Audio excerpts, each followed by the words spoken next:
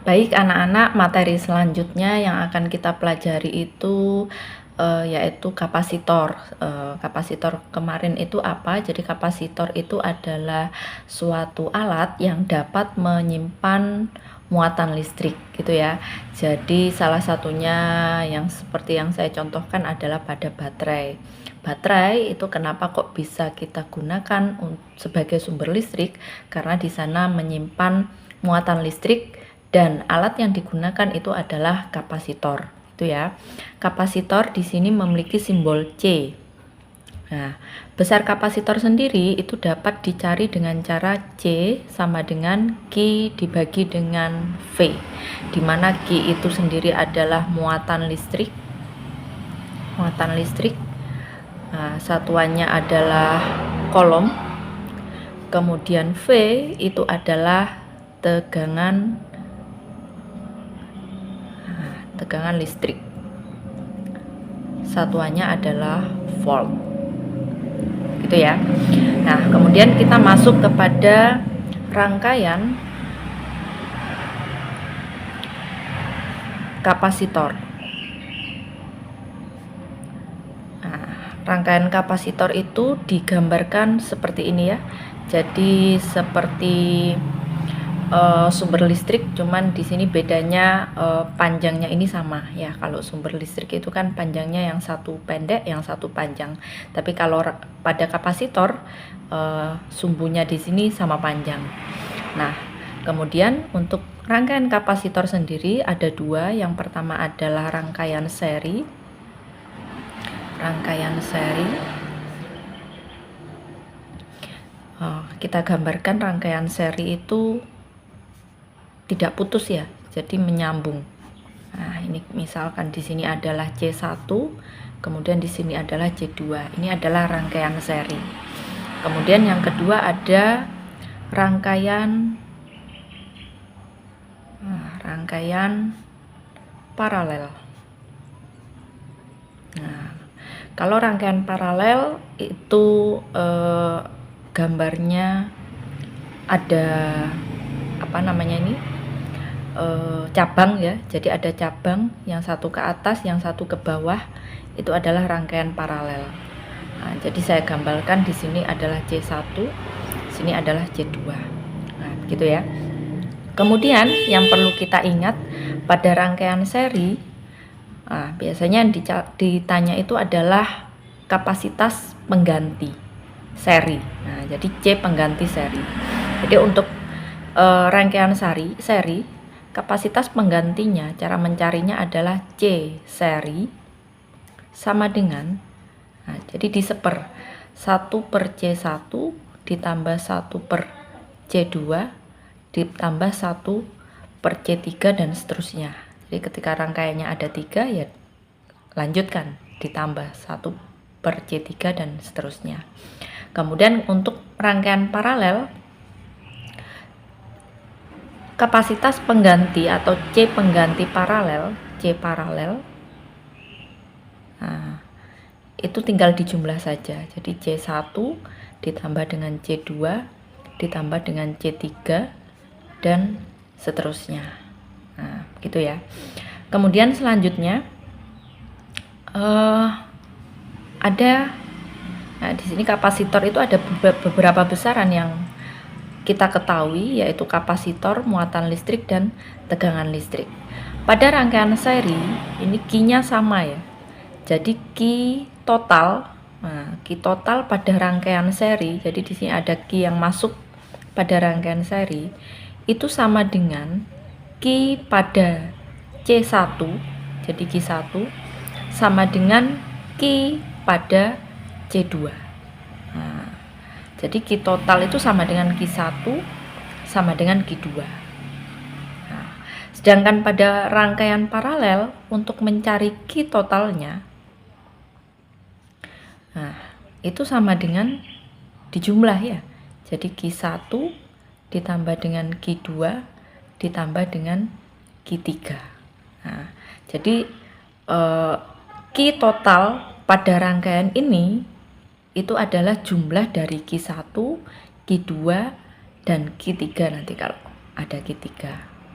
Nah, Kalau rangkaian seri, Q-nya sama. Nah, selanjutnya itu adalah V, tegangan listrik. V total pada rangkaian seri, nah ini kebalikannya. Ya, jadi kalau Q-nya tadi sama, maka V-nya pada rangkaian seri itu sama dengan V1 ditambah dengan V2 dan seterusnya. Sedangkan pada rangkaian paralel, V totalnya, nah, V total sama.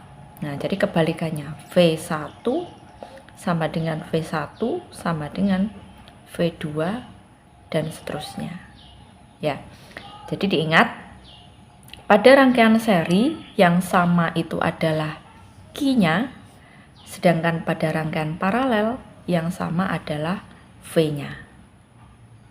Baik, ini saya ada soal, ada suatu rangkaian kapasitor dengan 3 kapasitor di situ X, Y, Z ya. X, Y, Z dengan sumber tegangan sebesar 24 volt.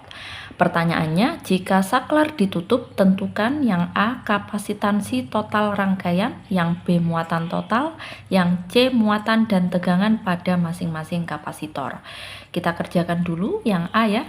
Kita diminta untuk mencari kapasitansi total rangkaian. Nah, jadi kapasitas pengganti C total. Karena di sini rangkaiannya campuran, ada seri dan paralel, jadi kita pisahkan terlebih dahulu. Jika kita perhatikan gambar, kapasitor X dan Y ini tersusun secara paralel. Nah, tersusun secara paralel. Maka kita bisa mencari terlebih dahulu kapasitas pengganti dari paralel, dari rangkaian paralel X dan Y. Seperti yang kita tahu, untuk mencari C paralel, nah itu bisa kita langsung jumlah ya, CX ditambah dengan CY. Besarnya adalah 6 ditambah dengan 6, maka hasilnya adalah 12 farad ya. Jadi CXY, kapasitas pengganti rangkaian XY itu adalah 12 farad gitu ya. Kemudian CXY kita gabungkan dengan CZ, ini kan susunannya adalah seri ya. Maka kita bisa mencari lagi C pengganti seri di sini itu adalah 1 per C paralel XY ya, CXY ditambah dengan 1 per CZ. Kita masukkan angkanya, 1 per C seri, nah ini C seri, sama dengan 1 per CXY nya kita dapatkan adalah 12 farad, ditambah dengan 1 per CZ nya adalah 12 farad. Nah, maka 1 per C seri, nah, karena penyebutnya sudah sama, maka tinggal menjumlah 1 tambah 1 adalah 2. Maka C seri bisa kita dapatkan, kali silang ya, 12 dibagi dengan 2 sama dengan 6 farad. Nah, selanjutnya berarti kita sudah menemukan ya, C atau kapasitansi total pada rangkaian adalah 6 farad. Kemudian yang B, muatan total pada rangkaian. Jadi yang ditanya adalah muatan total. Nah, C sari ini tadi kapasitas total. Nah, kita ingat bahwa untuk mencari kapasitansi kapasitor itu bisa dicari dengan cara Q dibagi dengan V. Maka jika ditanya muatan, nah Q yang B ya, ini yang B, bisa kita pakai C sama dengan Q dibagi dengan V. C-nya bagaimana? C-nya adalah C total ya, karena kita mencari muatan total pada rangkaian. Maka C yang digunakan adalah C total yang sudah kita cari tadi. Adalah 6 sama dengan Q-nya ditanya, V-nya adalah V rangkaian atau V total sama dengan 24. Itu ya. Maka bisa kita ketahui Q-nya sama dengan 6 dikali 24, nah, sama dengan 140 kolom. Ya, berarti sudah kita dapatkan muatan total pada rangkaian adalah 144 kolom. Nah, yang terakhir, muatan dan tegangan pada masing-masing kapasitor. Nah, jadi masing-masing kapasitor X, Y, Z ini juga memiliki muatan dan tegangan masing-masing. Caranya bagaimana? Nah, kita lihat pada rangkaian kembali. Kita tahu